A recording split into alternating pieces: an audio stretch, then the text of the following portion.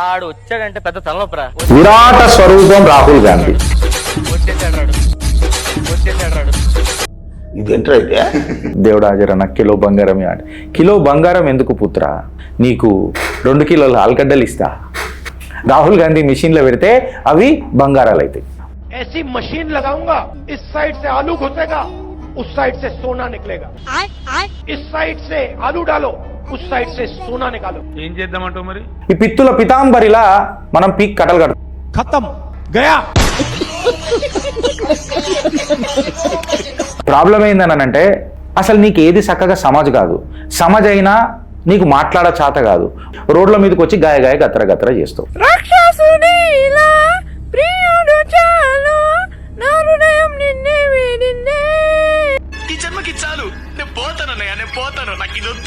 చూడసక్కని రూపం, ఒకటేసారి కుర్తా వేస్తే ఆహాహాహా, టీషర్ట్ వేయగానే అబ్బో బో బో.